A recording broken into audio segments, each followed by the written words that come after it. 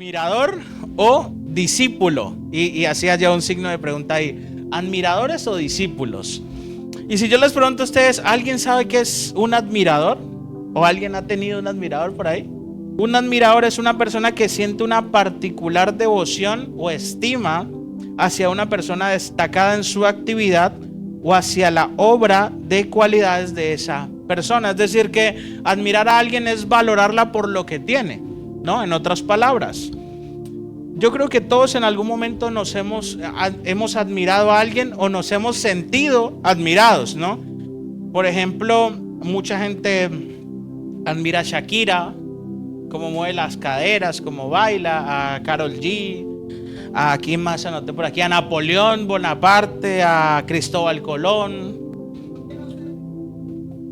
Muy bien, pues vamos para allá. A Stephen Hawking, a ese físico que andaba en silla de ruedas, que descubrió muchas leyes, mucha gente lo admira por su aporte a la humanidad. A Nicolás Copérnico también lo admiraban mucho. Y a Nicolás Maduro hay gente que lo admira, ¿no? A ese no nos interesa mucho, pero hay gente que aún admira a ese tipo de personas. Yo recuerdo que en mi época de estudiante yo trabajé en televisión. Aunque no lo crean, yo trabajé en televisión, yo era presentador de un canal de música. Y yo me acuerdo que como yo presentaba la televisión con una compañera, pues escuchábamos mucha música, reggaetón y música del mundo de los jóvenes. Y yo admiraba mucho a los extraterrestres. O sea, no a los ovnis, ¿vale? A Wisin y Yandel, a esos reggaetoneros. y a esos yo los admiraba muchísimo, a esos dos. David sabe quiénes son porque ya lo oí reírse. Y yo admiraba mucho a esta gente, y como yo los admiraba, yo quería pues copiar algunas cosas de ellos. Entonces yo grabé 3 canciones, mi voz de tarro, pero grabé 3 canciones, yo nunca se los había contado. De hecho, cuando Dayana y yo fuimos novios al inicio de nuestra relación, que andamos descarriados los dos, fuimos a un concierto de los dobles de Wisin y Yandel, porque no nos alcanzó para pagar el original, ¿no? Y fuimos a ese concierto de los dobles, sí, de los de Temu, Wisin y Yandel de Temu. Y fuimos a ese concierto nosotros con Dayan, y nosotros, eso, Wisin y Yandel. Y cuando los vimos a esos dos, aún los dobles, ¿vale? La gente era loca gritando, y eso le tiraban sus prendas. Ustedes ya saben, un concierto del mundo, la gente era súper loca. Cásate conmigo, dame un hijo, los típicos gritos. O sea, una locura total. Y de hecho tú ves, por ejemplo, un concierto de Ricky Martin, ¿no? O de un famoso, y tú ves cómo la gente se desvive por ellos. O ves un concierto de Romeo Santos y ves que causa divorcios todo el tiempo este tipo por lo guapo que es. Y a veces uno ve más adoración y devoción en un concierto de esa gente que en la iglesia. Golpe bajo, ¿no? Pero es la verdad.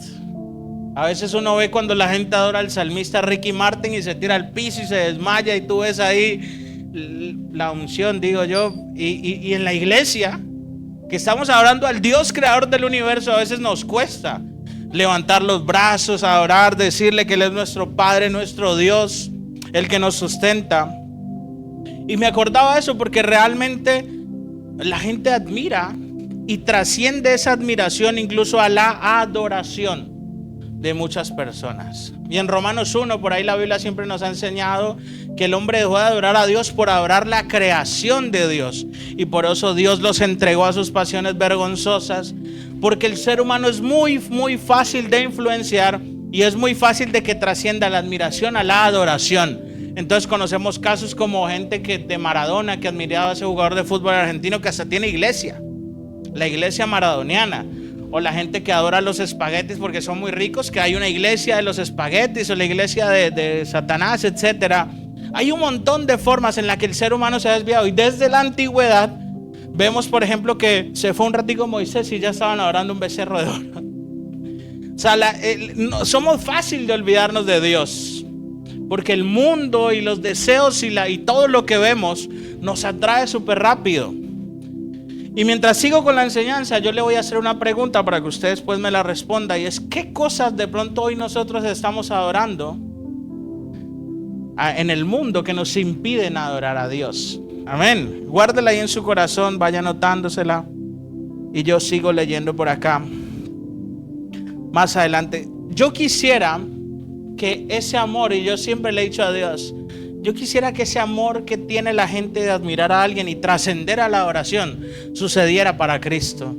Que la gente, esas ganas que tiene para dedicarse a cierta actividad, esas mismas ganas trascendieran y se convirtieran en oración para Jesús. Yo conozco gente que es muy aplicada para muchas cosas, gente que es súper aplicada para hacer dieta. Yo no soy, por ejemplo. Sufro con eso, pero hay gente que es muy, muy rígida. Pero luego tú le pides que ore con la misma intensidad y no lo hace. Porque tiene características para unas cosas y no para otras. Y la oración de hoy como iglesia debe ser que el mismo amor que Dios nos dio para ciertas actividades que nos gustan trascienda para buscarlo a Él. Porque esto va a pasar, este mundo va a pasar, pero tenemos una esperanza en una vida eterna que ya Jesús nos la mostró, pero depende de nosotros si queremos entrar por esa puerta o no. Ahora, hablando de la admiración, ahora vamos a hablar acerca de el discípulo, ¿no? Hablamos de un admirador ya. ¿Qué significa admiración? Ahora vamos a hablar acerca de los discípulos. Según la RAE, un discípulo es una persona que aprende una doctrina, ciencia o arte bajo la dirección de un maestro. En otras palabras, un discípulo es alguien que se somete para aprender del otro. Amén. La Biblia evidencia que Jesús tenía muchos admiradores, pero pocos discípulos. Y les voy a contar una historia que está en Mateo 6:30. ¿Vale? Vamos a leerla. A mí me gusta siempre leer la Biblia, compartirla. Y aunque es una historia larga, yo sé que nos va a servir para poder conectar lo que quiero enseñar el día de hoy. Y en Marcos 6:30, por favor, Gaby. Marcos 6:30 en la NTV, sí.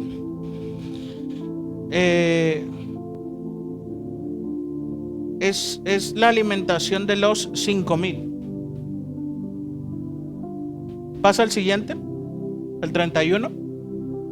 Mira lo que dice. Entonces Jesús les dijo: vayamos a solas a un lugar tranquilo para descansar un rato. Jesús estaba cansado de ir de un lugar a otro haciendo milagros y señales, y la gente lo seguía por todos lados. Entonces Jesús les dijo a sus discípulos: vamos a otro lugar apartado a ver si podemos descansar un rato.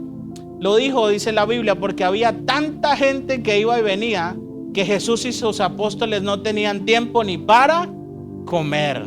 Nuestro sueño es que algún día Casa de Fe tenga discípulos buenos, tan buenos y de calidad, que se preocupen primero por los demás y nosotros quedemos de último. Que los demás estén cómodos y luego nosotros. Y eso estaba pasando con esos discípulos. Estaban tan ocupados atendiendo las necesidades de la gente que no tenían tiempo ni para comer. Vamos a leer el 32. Dice: así que salieron en la barca a un lugar tranquilo donde pudieran estar a solas. Vamos a leer más rápido, Gaby. Pero muchos los reconocieron y los vieron salir, y gente de muchos pueblos corrió a lo largo de la orilla y llegó antes que ellos.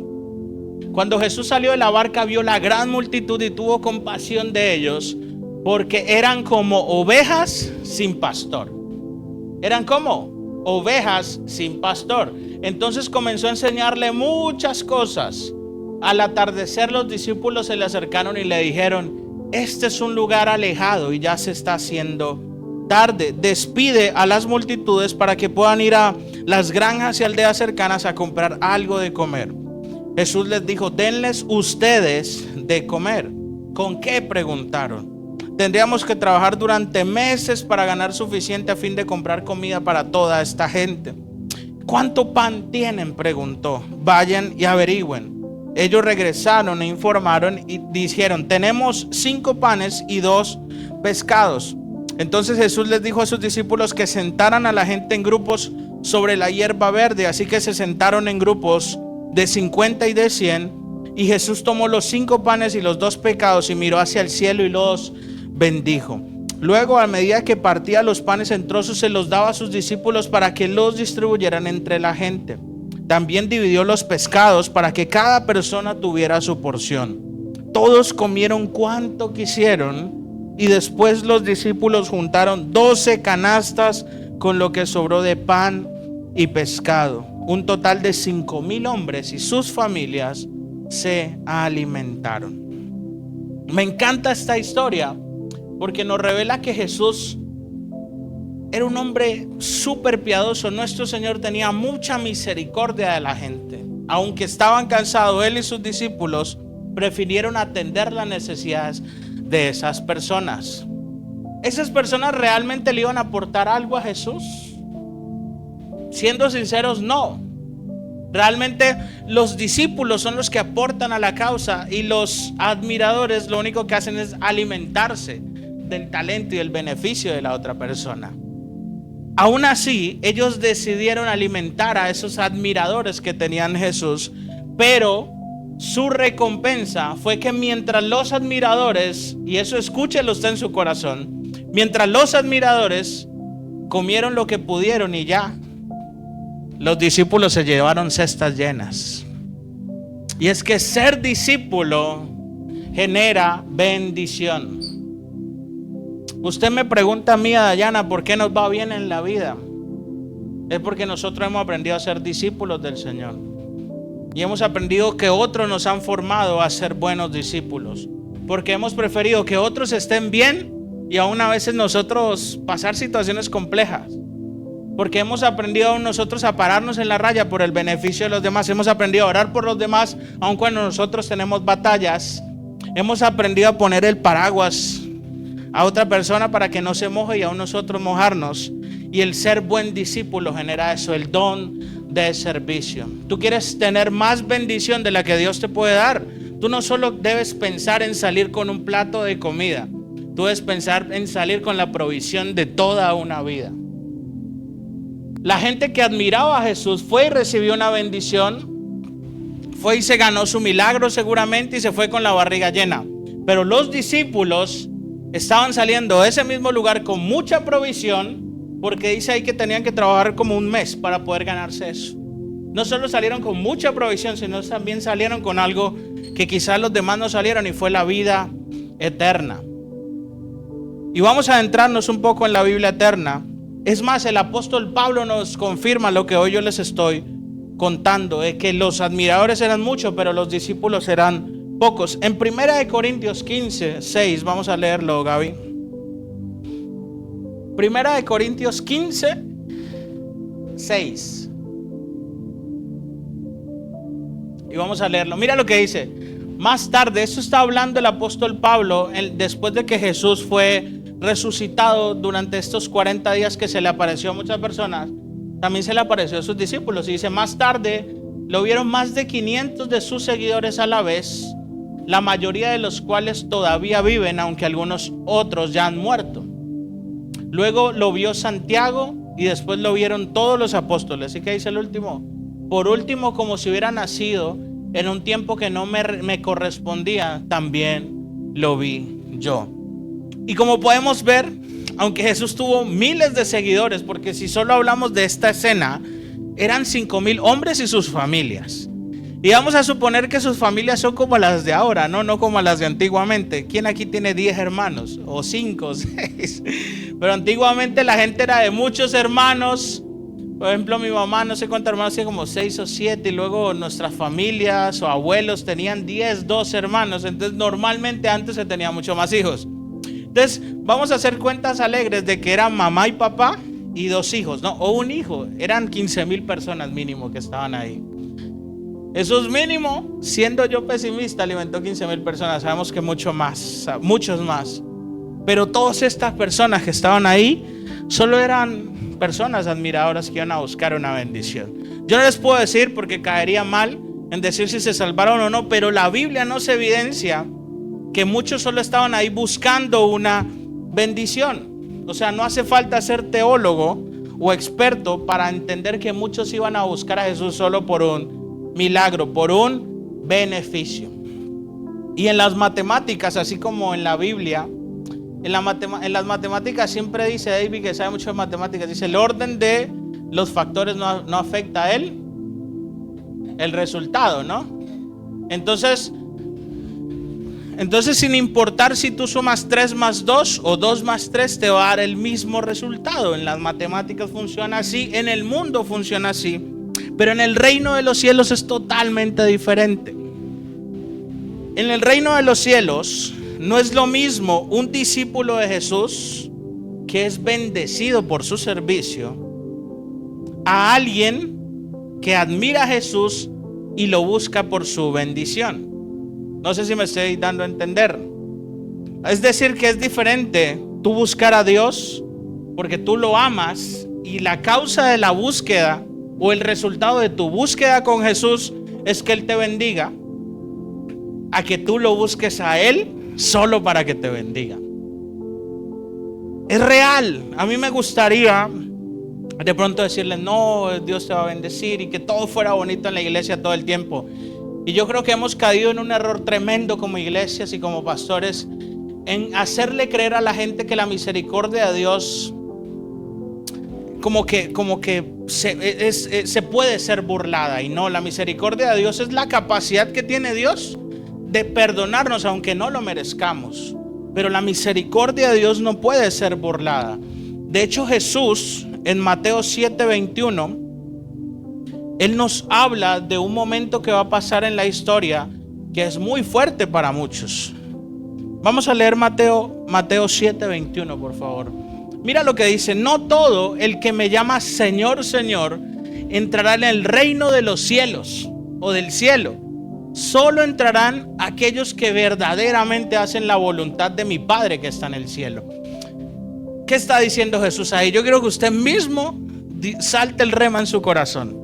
Si Él está diciendo que solo entrarán los que hacen la voluntad de su Padre, en otras palabras, Él está diciendo que en el reino de los cielos solo va a entrar gente que es discípula de Él. No lo digo yo, o sea, lo dice la Biblia. Y a mí me duele cuando la gente vive en un engaño diciendo, no, es que Dios me va a salvar sin importar porque yo creo en Él. Y yo busco a Dios a mi manera y todo está bien y Dios me perdona y yo soy su hijo y todos somos hijos de Dios. Puras mentiras, la verdad duele. Y duele porque yo también hubo un tiempo que viví con ese engaño que la gracia de Dios era superior a todo. Pero me di cuenta realmente que hasta los demonios creen. Y no por eso ellos van a ser salvos. La realidad es que si tú no eres un discípulo de Cristo, pues va a ser muy complicado de que tú realmente conozcas el reino de los cielos.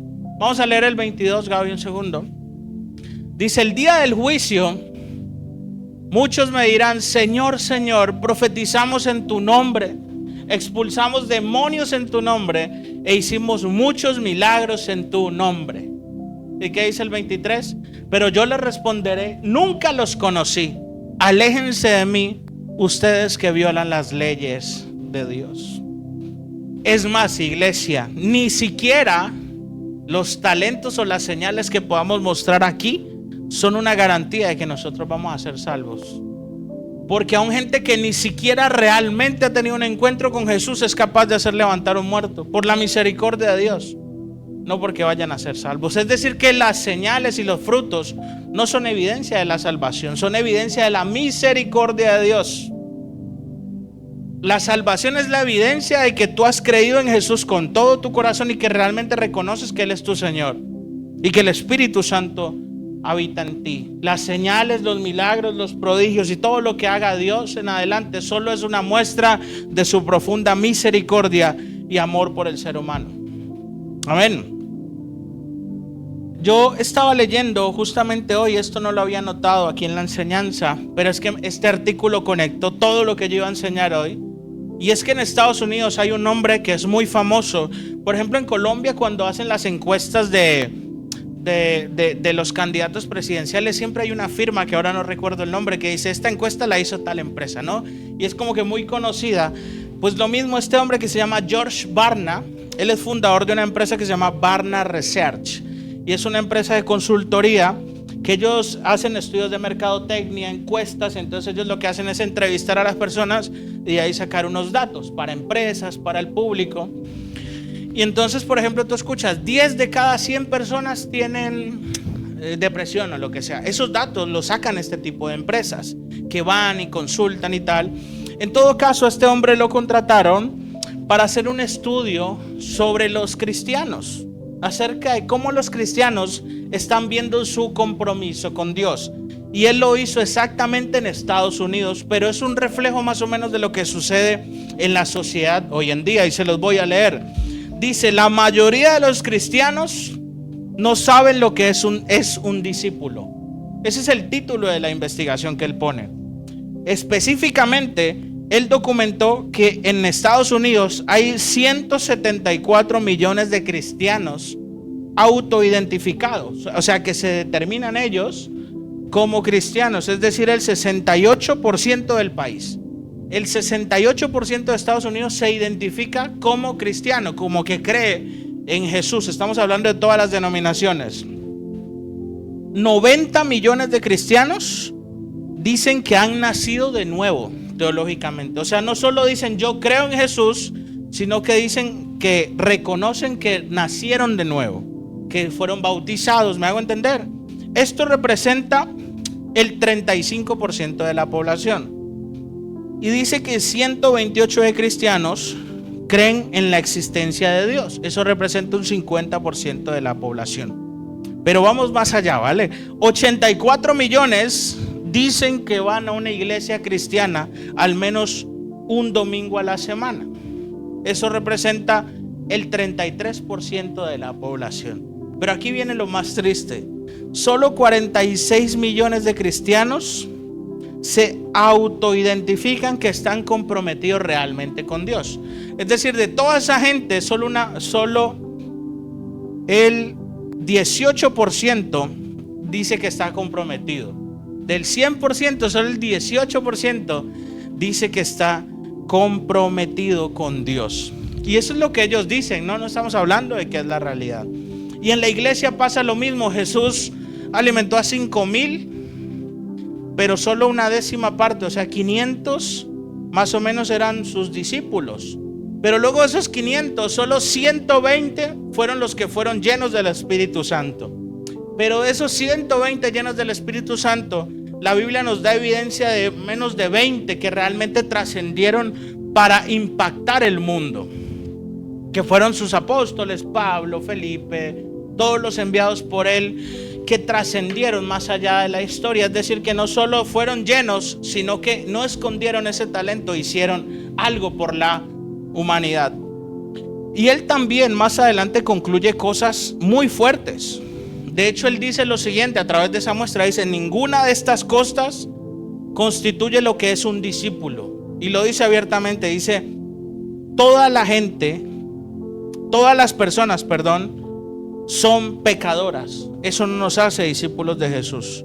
De hecho, él refuta lo que él dice. Dice, tuvo una refutación similar a la definición de discípulo como alguien que cree en Dios. O sea, la gente que él consultó creía que por creer en Dios ya era un discípulo de Jesús.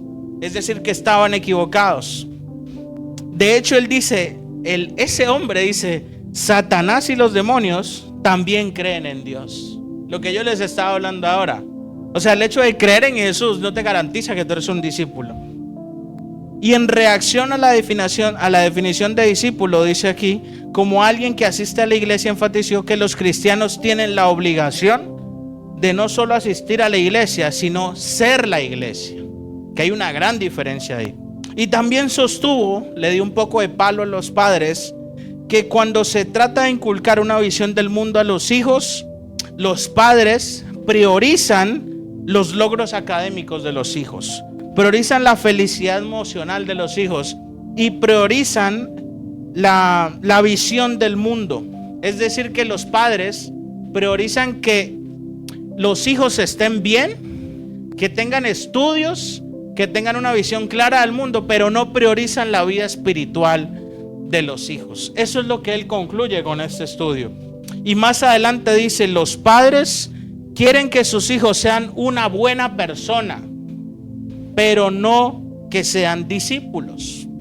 Y eso, cuando yo leí eso, me dio un golpe aquí, porque realmente ahora que soy papá, nosotros creemos que con que solo nuestro hijo esté bien y no diga groserías y sea buena persona ya es una bendición.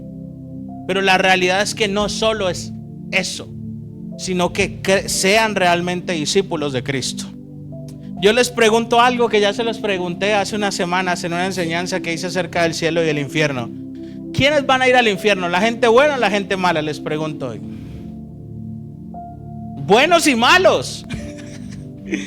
Porque ser bueno o malo no te garantiza ser salvo. Es decir, buenos y malos van a ir al infierno.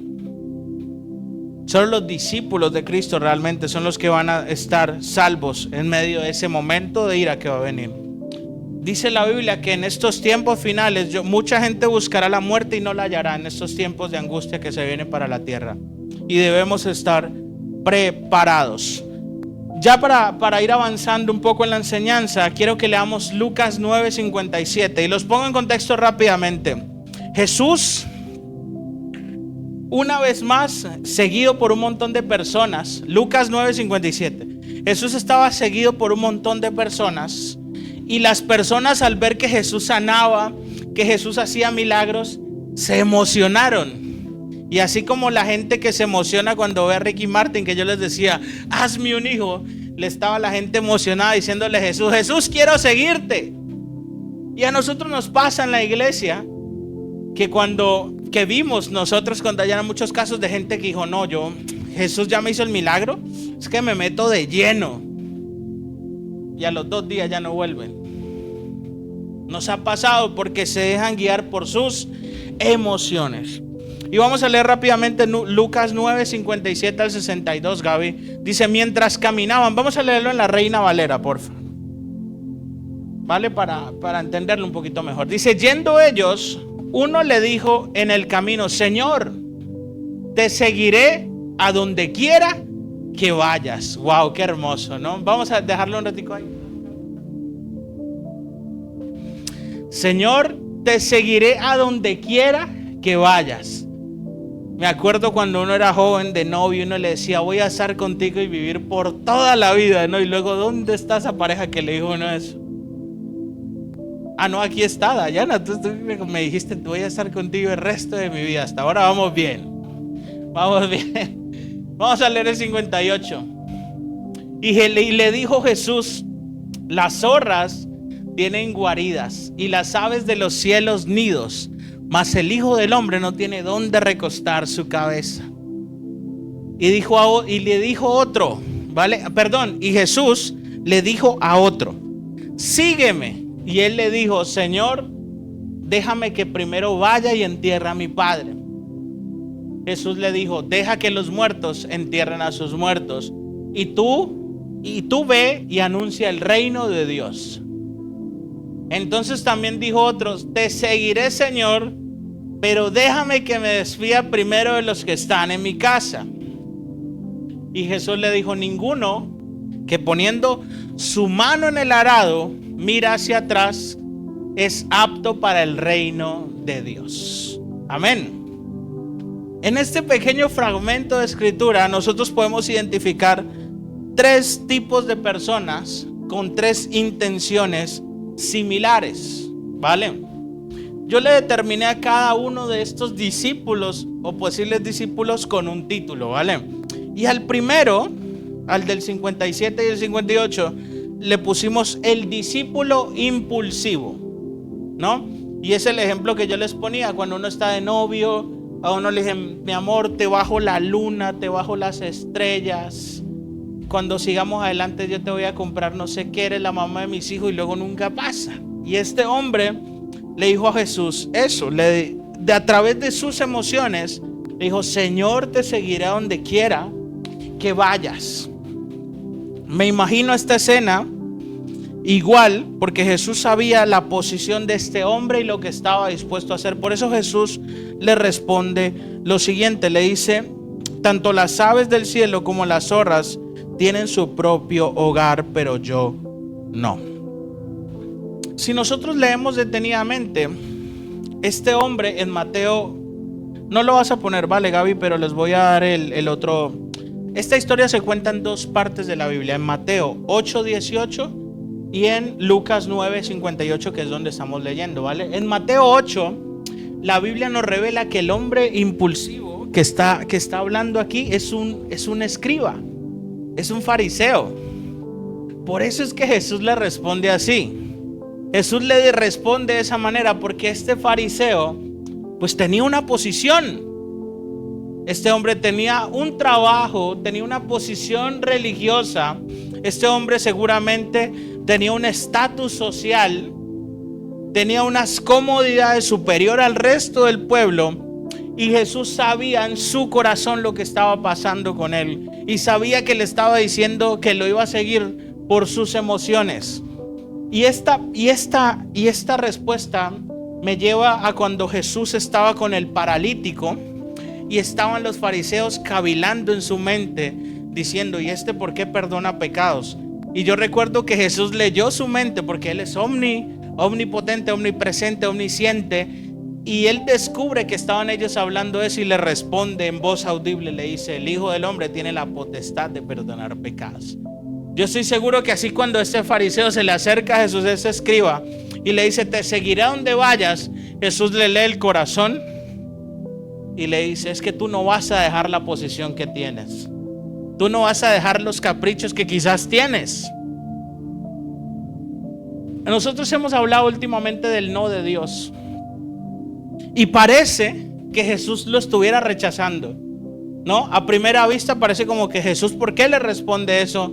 En vez de decirle: ven y yo te acompaño. Y yo te digo algo, a veces el no de Dios es por tu bien, porque mayor condenación hubiera tenido si Jesús acepta a este hombre que luego sabemos de que va a volver a mirar hacia atrás. Prefirió advertirle antes de que tomara el riesgo.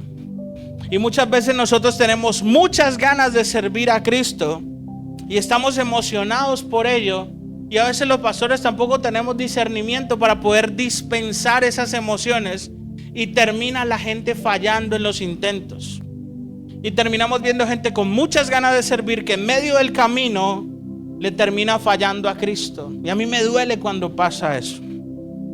A mí me duele saber de que uno sin querer permitió que se emprendiera algo que luego terminó disgustando de pronto el corazón de Dios. Y por esa razón me encanta como Jesús les dice. Jesús no lo rechazó. Jesús lo que estaba haciendo era prevenir que este hombre cometiera el peor error de su vida, porque no estaba preparado para lo que quería hacer. La próxima vez que tú quieras emprender algo y Dios te dice: no es el tiempo, dale gracias, porque Él te está guardando de una situación más dura. Amén. Nuestro Señor es omnisciente, Él sabe todo lo que sucede. Esa respuesta de verdad que me encantó. La segunda es el discípulo enredado. Y también en Mateo 8 que yo les estaba diciendo, nos dice que a diferencia de los demás, en Mateo 8, nos dice que este sí que era discípulo de Jesús. O sea, ya lo seguía, no era uno que quería ser discípulo. Este ya era discípulo. Por eso Jesús le dice: sígueme, porque Jesús le estaba reafirmando su llamado. Y hay mucha gente que ya es discípula de Jesús, pero hoy Jesús necesita recordarle a alguien otra vez y una vez más. Gracias, mi amor. Necesita recordarle a alguien una vez más: oye, necesito que tú me sigas otra vez. Y Jesús estaba reafirmando su compromiso, así como lo hizo con Pedro, diciéndole: Pedro, ¿me amas? Pedro, ¿me amas? Pedro, ¿me amas? Estaba diciéndole hoy a este hombre: oye, sígueme. Estaba reafirmando su compromiso de ese que ya era discípulo. Él le dice algo cuando le dice Jesús: sígueme. Dice: déjame que primero vaya y entierre a mi padre. Yo realmente, cuando leí alguna vez eso por primera vez, yo no lo entendía, ¿no? ¿Por qué Jesús no permitió que alguien fuera y le diera el último adiós a su familiar? O sea, no, pareciera que no es muy grave, ¿sí o no? En nuestra cultura, que tú vayas y despidas a alguien que se murió y luego regreses, pues yo creo que no hay mucha diferencia. No, supongamos que mañana se muere mi mamá y el pastor se va y despide a su familia y vuelve. Ustedes, yo no creo que se vayan a enojar porque un domingo no haya servicio, ¿no? Amén. Porque hace parte de la naturaleza y no por eso es que yo me vaya a perder. Y yo decía: pero ¿por qué razón entonces Jesús de pronto le da una respuesta tan contundente a este hombre? Le dice: deja que los muertos, ¿qué le dice? Déjalo en el 60, Gaby. Deja que los muertos entierren a sus muertos y tú ve y anuncia el reino de Dios. Pues yo me puse a averiguar un poco el contexto histórico de la situación y resulta que en el pueblo judío, bueno, hasta ahora es costumbre, pero antes mucho más, cuando alguien se moría no es como en nuestra cultura, que se murió el papa y lo dejaron ahí como una semana, el Señor como una cebolla ahí para refrescarse. No, allá se muere uno y en menos de 24 horas sí o sí lo tienen que enterrar. O sea, se murió Dallis ahorita. Dallis, no te vas a morir, porfis, Dios mío. Se murió Dallis ahorita y en la noche ya la estaban enterrando. Hacía parte de su cultura. Lo que pasa es que luego esa cultura, o más bien las formas en que abordaban un entierro los judíos era muy diferente, porque no solo lo enterraban, sino que había una serie de celebraciones, o más bien de tributos al muertos. La primera era la Shiva, duraba 7 días de luto, la gente observando y llorando a su muerto. Entonces había como una especie de reunión, venía la familia, de pronto veías a alguien que no habías visto hace mucho tiempo, lloraban todos juntos, se reían y recordaban los viejos momentos. Luego en Shiva había otra parte de la parte del luto que se llamaba el Shloshim, que duraba 30 días. En ese tiempo la gente no podía ir a fiestas ni a celebraciones, solo podía estar en casa haciendo no sé qué cosa con sus familiares, rituales. Y luego había una tercera parte del luto que se llamaba el Yazreit, que significa un año y se refiere a un tiempo donde se conmemoraba el entierro de la persona fallecida y se recordaba su memoria y tal y tal. Y como podemos ver, realmente lo que Jesús le estaba diciendo a este hombre es: no pierdas el tiempo en cosas que no te corresponde y ve y cumple tu propósito. ¿Sí ven cómo Jesús es tan maravilloso? Pensamos que simplemente era el hecho de ir y despedirse, pero la realidad era que Jesús le estaba diciendo: tú deja de estar perdiendo el en cosas que no te corresponden y ve y haz lo primordial, que es anunciar el reino de los cielos. Y a veces nosotros, y yo me identifico con este hombre, muchas veces estamos buscando excusas para perder el tiempo con tal de no hacer la voluntad de Dios. Señor, yo no voy a emprender ahora porque necesito hacer tal cosa. Señor, yo no quiero hacer esto porque me hace falta tal cosa. ¿O no? ¿Cuántos aquí se identifican con esto? Este hombre seguramente al volver atrás a su casa no solo iba a volver a ver a su familia, no solo iba a recordar esos momentos maravillosos, sino que hasta seguramente como discípulo iba a recordar su pasado. Y hay gente que le hace hasta mal ver su familia, porque cuando están en Cristo es una bendición, pero van a su familia. Y esto no es para alguien que sabe que me está escuchando que yo escribí esta prédica, porque no es así. Pero hay gente que cuando va a su familia vuelve al viejo yo. Entonces vamos a tomar una cervecita con mi familia y vamos a reírnos un poquito con mi familia, a recordar los buenos momentos, y te terminas contaminando y atrasando el propósito que Dios tiene contigo. ¿Hay alguien aquí conmigo? Dios le dijo en cierta manera a este hombre: tú deja de preocuparte por tu pasado y avanza para el propósito que tengo contigo. Y el último todavía me encanta más. Es el discípulo inconstante. Y anoté aquí: la actitud indecisa de este discípulo es una indicación de su falta de compromiso en la obra de Dios.